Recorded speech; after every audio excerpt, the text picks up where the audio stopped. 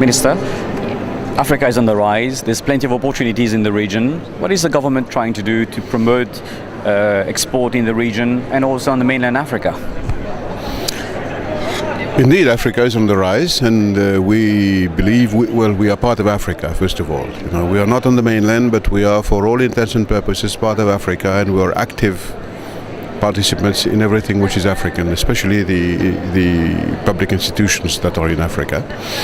And the Prime Minister has introduced a few years ago what he has called the Africa Strategy, and this consists of a number of fiscal and non-fiscal measures to encourage companies in Mauritius and companies outside Mauritius to use Mauritius as a base to enter Africa, whether it be for services, financial services, or other, trading services, IT, and for the export of industrial goods.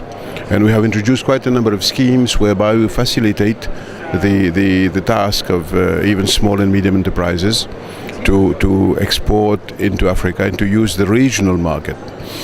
The proof of the pudding is in the eating, as they say in general.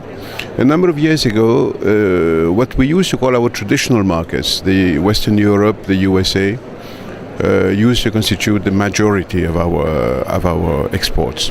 Today, Africa and the Indian Ocean Islands represent 50% of our industrial exports. I think it speaks a lot. And as entrepreneurs, many people are displaying their products. What are the challenges that we face as a country to export into Africa? Well, I would say the first challenge would be connectivity. South Africa is extremely accessible to us. Madagascar is extremely accessible to us, whether it be by air freight or by sea freight.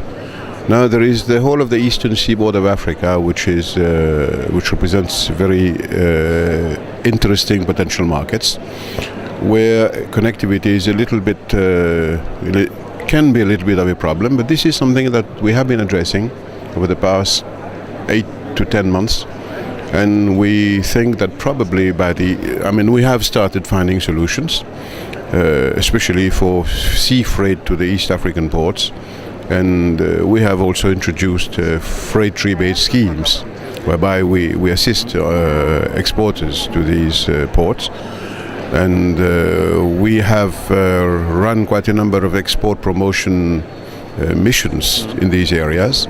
So there is a whole, I would say, a package of incentives and of assistance that we're giving to our entrepreneurs to penetrate even further the African market. And again, I think this reflects in the figures that we have. Sure.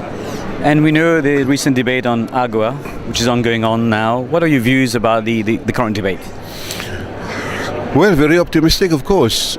AGOA has been extremely important for us. It has enabled us to go further, deeper into the American market.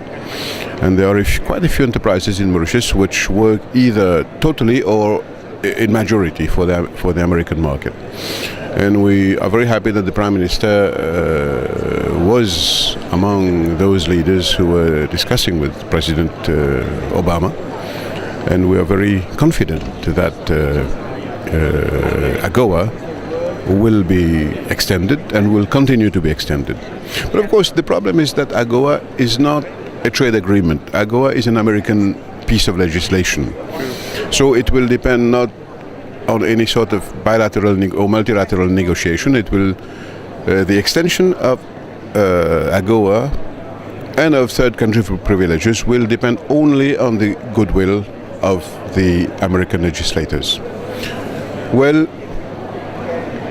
we have this advantage, and we take it. Unfortunately, it's not really negotiable. Just a last question for you, Minister. MAITEX 3rd edition. What is the message for all the entrepreneurs here presenting today? I would say that the basic message would be that the government and the Ministry of Industry are fully behind our entrepreneurs and our industrialists. We started MAITEX 3 years ago to showcase what we can do in terms of manufacturing. First edition was quite good. Second edition was better. And this time I think it has beefed up quite substantially, both in terms of the quality of products that are being exhibited, in terms of number of exhibitors, but also in terms of number of visitors that we have here. I'm given to understand that we have more than 350 visitors from 33 countries, which is, I think, quite sizable for an exhibition like MAITEX. And if the objective is to show a representative sample of what we can do in Mauritius in terms of industrial production, I think half of the objective is met. The other part of the objective, of course, is to make this known to potential buyers. And I do hope that these buyers from 33 countries will find something which will be of interest here and which will allow us to further broaden our market base. Minister, thank you for your time. Thank you very much.